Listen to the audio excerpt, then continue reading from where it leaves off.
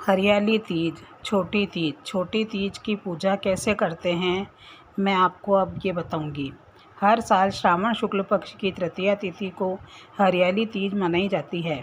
तीज का त्यौहार साल में 3 बार मनाया जाता है, जिन्हें हरियाली तीज, कजरी तीज, हरतालिका तीज कहते हैं। हरियाली तीज को मधुश्रवा तृतीया या छोटी तीज के नाम से भी जाना जाता है। माना जाता है कि हरियाली तीज के दिन माता पार्वती और भगवान शंकर का मिलन हुआ था। यह व्रत सुहागिन स्त्रियों के लिए काफ़ी महत्वपूर्ण होता है। इस दिन सुहागिन स्त्रियां अपने सुहाग की सलामती की कामना करती है और भगवान शंकर और मां पार्वती की पूजा अर्चना करती है। महिलाएं इस दिन निर्जला व्रत रखती हैं।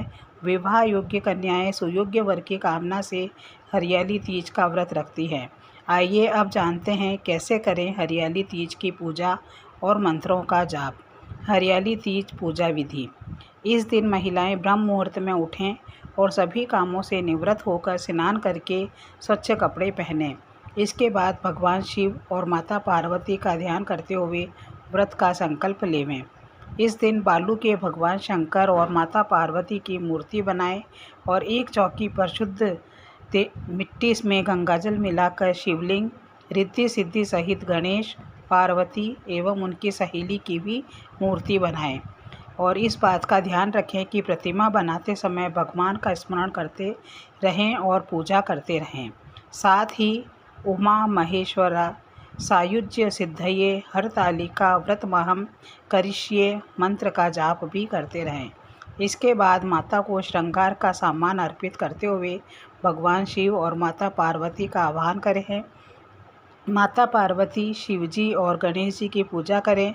शिवजी को वस्त्र अर्पित करें और हरियाली तीज की कथा सुनें। माता पार्वती की पूजा के बाद सास को सुहाग की थाली दें। अगर सास नहीं है तो घर की किसी भी महिला को आप ये दे सकती हैं। इस प्रकार से हरियाली तीज की पूजा अर्चना करके और शुद्ध मन से व्रत रखना चाहिए। हरियाली तीज के दिन श्रृंगार का खास महत्व है। इस दिन महिलाएं श्रृंगार करती है, सजती है, संवरती है और तीज के दिन सुहागिनों को 16 श्रृंगार करने का विधान है। कहते हैं कि अगर 16 श्रृंगार करना संभव न हो तो कम से कम 3 श्रृंगार तो ज़रूर करें। इसमें मेहंदी, चूड़ी और बिंदी शामिल है। कहते हैं कि हरियाली तीज के दिन श्रृंगार करने से माता पार्वती प्रसन्न होती है और अपने भक्तों पर आशीर्वाद बरसाती है। हरियाली तीज के दिन महिलाएं माँ पार्वती और भगवान शंकर की पूजा करती है और अपने पति की लंबी आयु की कामना करती है। अब आप सुनिए हरियाली तीज की कथा। हरियाली तीज की कथा इस प्रकार से कही जाती है। भगवान शिव ने पार्वती जी को उनके पूर्व जन्म के बारे में याद दिलाने के लिए यह कथा सुनाई थी। हरियाली तीज व्रत की कथा इस प्रकार से है। शिवजी कहते हैं, हे पार्वती, बहुत समय पहले तुमने हिमालय पर मुझे वर के रूप में पाने के लिए घोर तप किया था।